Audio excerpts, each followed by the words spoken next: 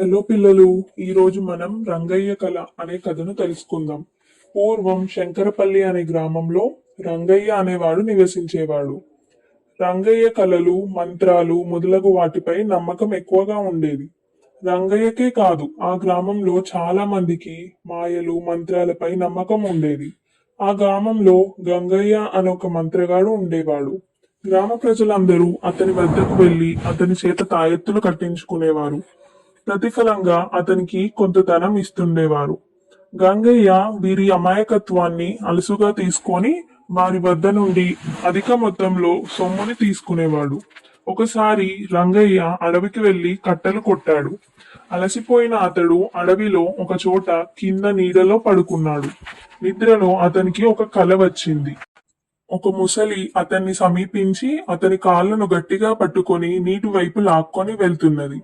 రంగయ్య భయంతో "నన్ను వదులు, నా కాళ్ళు వదులు" అని అరుస్తూ మెలుకొన్నాడు. మెలుకున్న తర్వాత తనకు వచ్చిన కల అని తెలుసుకున్నాడు. భయంకరమైన కల వచ్చింది. కలలు రాబోయే ప్రమాదాన్ని తెలియజెపుతాయి. కావున నాకు మొసలి వలన ప్రమాదం ఉంటుంది అనుకొని రంగయ్య వెంటనే గంగయ్య వద్దకు వెళ్ళాడు. గంగయ్య తనకు వచ్చిన కల గురించి చెప్పాడు.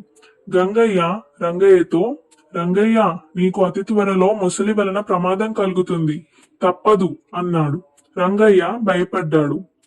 "గంగయ్య గారు, ఈ ముసలి బారి నుండి నన్ను మీరే రక్షించండి" అని అడిగాడు. గంగయ్య గంభీరంగా ఆలోచించాడు. తన వద్ద ఉన్న పాత పుస్తకాలన్నీ తిరిగేశాడు. ఏవేవో లెక్కలు వేశాడు. గంగయ్య చేస్తున్న హంగామాను చూసి రంగయ్యకు చాలా భయం వేసింది. కొన్ని గంటల తరువాత గంగయ్య రంగయ్యతో, "రంగయ్య, నీకు మొసలి వలన ఆపద రాకుండా ఉండటానికి ఒక మార్గం ఉంది" అన్నాడు. రంగయ్య సంతోషంగా "అదేమిటో చెప్పండి" అన్నాడు. రంగయ్య దానికోసం కొన్ని మూలికలు సంపాదించాలి. కుందేలి కాలిగోర్లు, పిల్లి వెంట్రుకలు, గుర్రపు కాలి క్రింద మట్టి సంపాదించాలి. మరి వీటికి చాలా ఖర్చు అవుతుంది అని అన్నాడు. "ఎంత ఖర్చైనా పర్వాలేదు, నన్ను ఆపద నుండి రక్షించండి" అన్నాడు రంగయ్య. "500 రూపాయలు ఖర్చవుతాయి" అన్నాడు గంగయ్య. రంగయ్య తాను కష్టపడి సంపాదించిన 500 రూపాయలను గంగయ్యకు ఇచ్చాడు. గంగయ్య రంగయ్యను మనరాడు రమ్మన్నాడు. మరునాడు రంగయ్య గంగయ్యను కలుసుకున్నాడు. గంగయ్య రంగయ్య చేతికి ఒక తావీజు కట్టాడు. రంగయ్య అనేక రకాల మహిమగల వస్తువులను కలిపి తావీజులో ఉంచాను. రాత్రి సమయంలో నీ కోసం అమ్మవారిని పూజించాను. ఈ తావీజు నీ చేతికి ఉన్నంత వరకు నిన్ను ఏ మొసలి ఏమీ చేయలేదు. అయితే నీవు ఒక నియమాన్ని పాటించాలి అన్నాడు గంగయ్య. "ఏమిటది" అని అడిగాడు రంగయ్య. "నీవు సాధ్యమైనంత వరకు నీటికి దూరంగా ఉండాలి. ముఖ్యంగా కాలువలు, చెరువులు, నదుల వద్దకు వెళ్ళవద్దు. ఆ ప్రాంతాల్లో తావీజు మహిమ తగ్గుతుంది" అన్నాడు. రంగయ్య సరేనని ఆనందంగా ఇంటికి బయలుదేరాడు. రంగయ్యకు దారిలో ప్రసాదు కలిశాడు. ప్రసాద్ నగరంలో కళాశాలలో చదువుకుంటున్నాడు.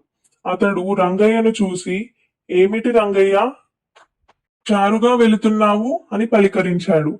రంగయ్య ప్రసాదుతో, "ప్రసాదు, నేను ఒక గండం నుంచి బయటపడ్డాను" అన్నాడు. "గండమా" అన్నాడు ఆశ్చర్యంగా ప్రసాదు. "అవునురా, మొసలి నా కాళ్ళు పట్టుకొని నీటిలోకి లాగింది. గంగయ్య దయవలన బ్రతికిపోయాను" అన్నాడు రంగయ్య. "మొసలి నీ కాళ్ళు పట్టుకుందా? ఎక్కడా, ఎప్పుడు" అని అడిగాడు ప్రసాదు. "కలలోరా" అంటూ జరిగిన విషయమంతా చెప్పాడు రంగయ్య.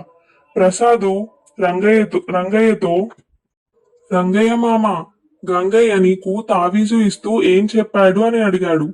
"నీటి వద్దకు వెళ్ళొద్దన్నాడు" అన్నాడు రంగయ్య. "నీవు నీటి వద్దకు వెళ్ళకపోతే మొసలిని నీవు చూడలేవు కదా" అని అడిగాడు ప్రసాదు. "అవును, మొసళ్ళు నీటిలోనే కదా ఉండేవి. నేను నీటి దగ్గరకు వెళ్ళకపోతే మొసళ్ళు కూడా నన్ను చూడలేవు కదా" అన్నాడు రంగయ్య. "అవును" అన్నాడు ప్రసాదు. "అయితే నీటి వద్దకు వెళ్ళకపోతే ఈ తావీజు పని లేదు కదా" అని అనుకున్నాడు. రంగయ్యకు తావీజు వలన ఏ ఉపయోగమూ లేదని తెలిసింది. కలలు మన ఆలోచనలకు ప్రతిరూపాలు. దానివల్ల భవిష్యత్తు తెలియదు. కళ కేవలం ఒక భ్రమ. కళల గురించి భయపడడం వల్ల గంగయ్య వంటి మంత్రగాళ్ళు మోసం చేస్తున్నారు అని రంగయ్యకు తెలియజెప్పాడు ప్రసాదు. రంగయ్య కూడా ప్రసాద్ మాటలతో ఏకీభవించాడు. ఇక నుండి కళల గురించి ఆలోచించడం, శకునాలను నమ్మటం వంటి మూర్ఖపు పనులను మానేయాలని నిశ్చయించుకున్నాడు. చూసారా పిల్లలు, ఈ కథ నుండి మీరు నేర్చుకోవాల్సింది ఏంటంటే మీరు కూడా ఎలాంటి మూఢనమ్మకాలని నమ్మకూడదు.